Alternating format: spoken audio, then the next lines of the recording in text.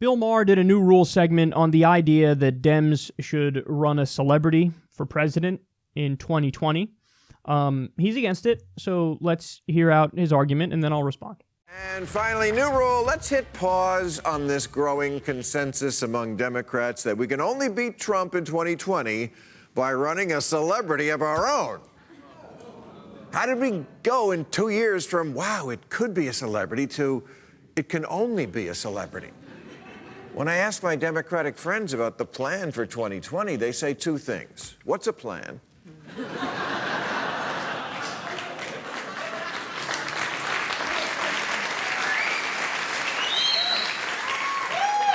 And we need a star.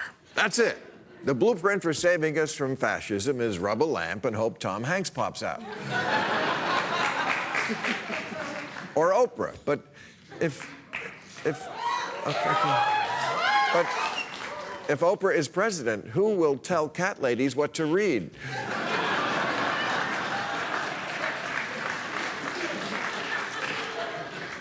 The Rock says he hasn't ruled out running in 2020, but if The Rock is president, who's going to star in every movie ever made? Especially movies with the premise, that movie, except with The Rock. Like Towering Inferno with The Rock, King Kong with The Rock, Jumanji with The Rock, Baywatch with The Rock, Walking Tall with The Rock, Earthquake with, how about The Rock? If he did run, his hat would say, Remake America Great Again.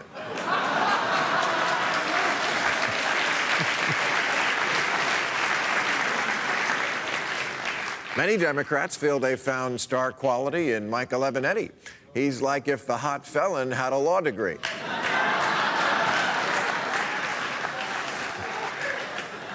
And it's great the way he makes Trump so mad he can't pronounce his name right. Another woman just reported by a sleazebag lawyer named Aviante.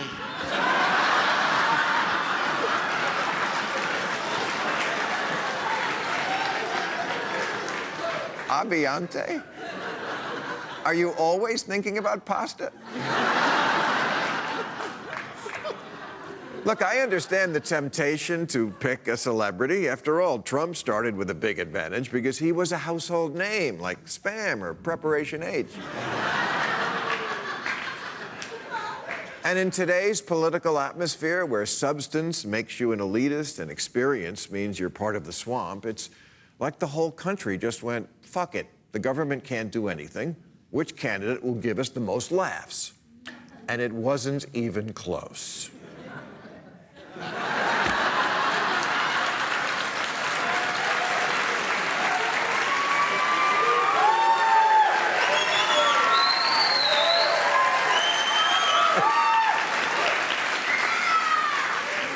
Donald Trump has no friends. No one will tell him when he has fucking toilet paper on his shoe. I mean, look at him. He will do anything for a laugh.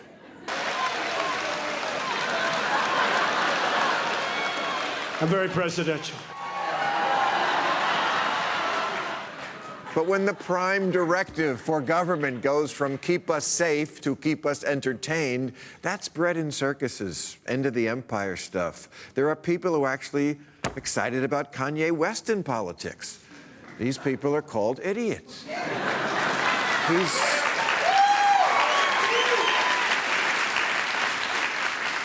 He's eccentric, they say. No, he's standing in the punch bowl fucking the ice sculpture.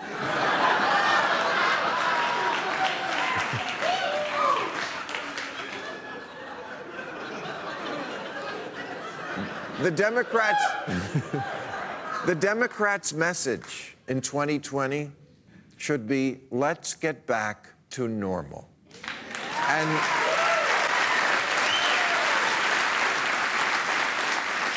And President Ariana Grande does not send that message. Of course, celebrities in politics isn't new, but it was always something mostly Republicans did. Reagan, Schwarzenegger, Sonny Bono, game show host Donald Trump. The party that endlessly proclaims its disdain for Hollywood will literally run any celebrity who's a conservative. Yeah, that last point is totally true. This just happened the other day. Charlie Kirk on Fox News saying Taylor Swift should stay out of politics. Meanwhile, Charlie Kirk is the guy that's running around the country with Kanye West and Candace Owens, and he's promoting Kanye West because Kanye West is a celebrity that agrees with him. So it's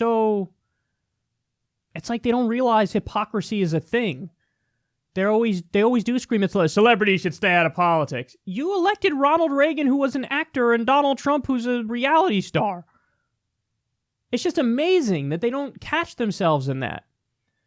But okay, let's go through. There are two main points there. One of them, I think Maher is right. The other one, I think he's wrong. So let's go to where he's right.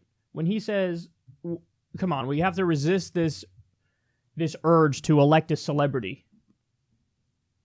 I think he's right, because this is even Michael Moore, who I agree with on many things, but he's been running around the country talking about how we need to elect a celebrity of our own. Democrats should elect a celebrity. And, I mean, look at who's on that list. Oprah, The Rock, Mark Cuban, Tom Hanks. I never heard Hanks floated before, I don't think, but Maher just mentioned him there. I'm not sure if that was just part of a punchline and he's a random celebrity or if Hanks was actually considering it. But Mark Cuban, The Rock, and Oprah, apparently there was talk about that. Michael Avenatti, who's... Did you know, by the way, Avenatti recently, he was tweeting out, I support Beto O'Rourke, and he was tweeting out this link to support Beto. Half the proceeds went to his own PAC. See, it's the kind of... I told you. He's a dirty, fucking sleazy grifter. That's what Michael Avenatti is. But then also, so not only do I agree with Maher on that, like don't elect a celebrity, but then go a step further. The business guys, stop. The Michael Bloombergs, who is going to run and wants to run as a Democrat and is going to get his ass handed to him. Howard Schultz. I mean, come on. No. And you know what drives me nuts is the media is going to be our worst enemy on this front, because I'm already seeing it with Kanye. Kanye, when he was doing that bonkers press conference with Trump from the Oval Office and he was ranting, the media is already pushing it and they will keep pushing it. Like, oh, are you a potential future presidential candidate? And if Kanye were to ever actually run for president, you bet your ass he would get like 100 times more coverage than people who, you know, should get a lot of coverage because they're serious people with real ideas to improve the country. So that's the problem. One of the main problems is the media here, because they're gonna put front and center the celebrities who should not be put front and center. So I agree with Maher on that. Now, here's where I disagree with him completely. He says Democrats should run in 2020 on let's get back to normal. No, because let's get back to normal means, hey, let's just go back to what it was like pre-Trump. And by the way, he goes on in that clip, you didn't see it there, but he goes on to do his regular Bill Maher partisan Democratic talking points where he talks about how awesome Obama was.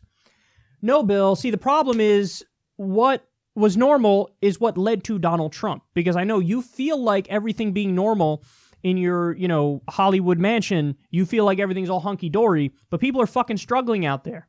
Donald Trump would not have been able to get elected if people were doing okay. But they thought, hey man, this guy's going to fuck up the establishment, and sure, it's crazy, but I'll go with him over what I know is the status quo, Hillary Clinton. So you can't say let's get back to normal, because what was normal in your eyes is what gave us Donald Trump. So what we need to do is run on a strong, bold, populist left vision. That's what needs to be done. Democrats need to run on Medicare for all and free college and a living wage and ending the wars and a New Deal and ending the drug war. And these are all important policy positions that should be relentlessly pushed by Democrats to the point where you even make Republicans go, okay, I submit, you're right, I agree. And you can do that. It's all about being aggressive and marketing properly and making the arguments. So, and by the way, already, even with only a handful of prominent left-wing public figures pushing it, Medicare for All already is 70% favored in the country. 52% of Republicans even support Medicare for All. Now, just imagine if it was a giant talking point and there was this giant campaign from the left and from Democratic politicians on that. That would kick up all the way to fucking 95%. So that's what they need to run on. Not getting back to normal, pushing forward. Because when you say, I want to get back to normal, what Maher is saying basically is, Let's make America great again like it was in fucking 2012. But it wasn't great in 2012, dude. It wasn't great. So really we should say, let's move forward to a brighter future.